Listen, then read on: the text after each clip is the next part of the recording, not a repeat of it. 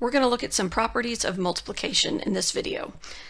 We previously saw the properties for addition, so a lot of these you're going to recognize the names, but we're just going to see how they translate to multiplication instead of addition.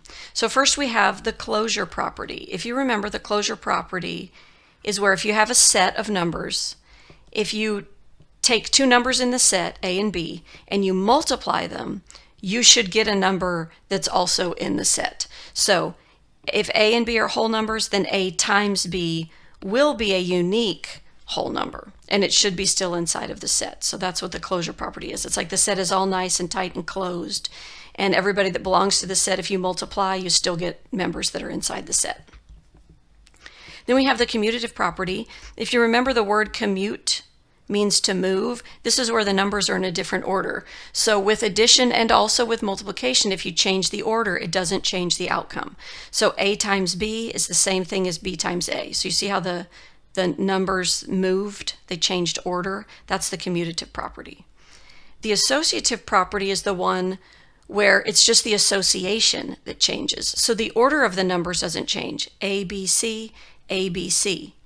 But if we're multiplying, if you group the A and the B and you do that first, you'll get the same answer as if you group the B and the C together and you do that part first. So notice ABC, the order doesn't change, it's who's in parentheses that changes. So the associative property of multiplication works. Then we have the identity property. What could we multiply a number by so that we could retain the original number's identity? So in addition, it was 0, because what you can add to a number to not change the number is add nothing, right? So 0 would have been the additive identity. The multiplicative identity, though, is 1. So if you take a number A times 1 is the same thing as 1 times A, which is the same thing as A, meaning A didn't lose its identity when we multiplied it by 1. So that's your multiplicative identity. Then we have the multiplicative property of 0, and you guys probably already know this one. This is if you take a whole number and you multiply it by 0, you get 0. So a number times 0 is the same thing as 0 times a number, which is 0 all the way around. So when you multiply by 0, it zeroes out. And then the distributive property, you can do it over addition or subtraction, so I've got it split into two rules, but it's the same process. So this is where you have a number times a sum, or a number times a difference. And what you're wanting to do is distribute that A to everybody that's in parentheses. And so you've probably seen little arcs drawn like that. So A times B plus, because this is addition, and then A times C. So the A is getting a chance to hang out with the B and also the C. You're used to seeing this process going to the right, like in this direction, but it can also be done in the reverse direction. We'll talk about it in just a second.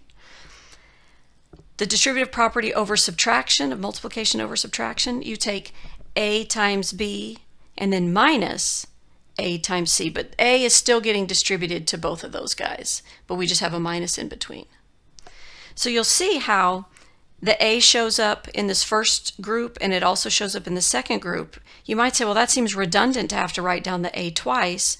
Well, if you want to go backwards, if you want to go this way, and you want to pull the A out to the front, and then just leave the B minus C behind, that process where you use the distributive property backwards, that's called factoring. And I know that's not everybody's favorite thing, but factoring is just the distributive property in reverse, going back this direction. But the distributive property works both ways. We call it distributive when we're going this way, we call it factoring when we go this way. Same thing. So let's do just a couple examples here to figure out what property justifies each of the following. So let's look at the order and like where the parentheses are, because I see a lot of parentheses in these examples. So the first one, 8 times 2 times 9, or 8 times 2 times 9. So 8, 2, 9, 8, 2, 9. I noticed the order of the numbers didn't change.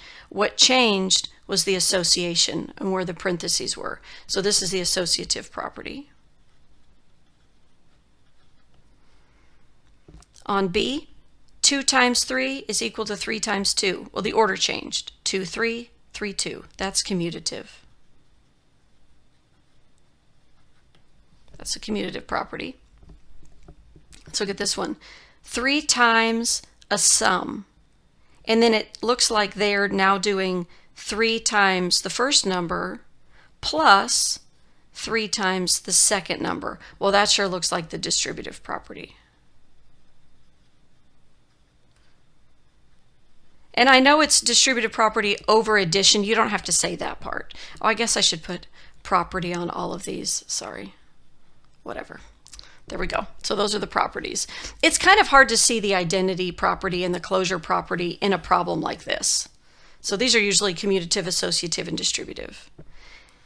And now talk about closure again. Are the following sets closed under multiplication? Meaning we got to take any 2 numbers in the set, multiply them, you should get a number that's inside the set. So let's see. Let's start with 0 times 1. Well, that's 0. That's in the set. 0 times 2. That's 0. That's in the set. 1 times 2. That's 2. 2's inside the set. Those are all working. Like, I don't really see what the problem is so far. 1 times 1. That's 1. That's inside the set. What about 2 times 2? Oh, there's the problem right there. 2 times 2 is 4, and 4 is not inside the set. So is this set closed? No, it is not. Not under multiplication. This guy right here. And sometimes it takes a while before you find the counterexample, but you got to try all the different options. Now, what about this one? This is a set of even numbers. So if I do like 2 times 4, for example, I get 8. 8's inside the set. What you're wanting to get is an even number is the answer, because this is a set of even numbers. What about 4 times 4? That's 16. Well, that would be inside the set. 16 is an even number. 6 times 8, that's 48. That's even. That would be inside the set. 6 times 6, that's 36. That would be inside the set. Basically, anytime you take an even number times an even number, you are guaranteed an even number. So this one would actually be closed. So one of the sets was not closed, the other set was. And you just have to try different pairs and see what you find out.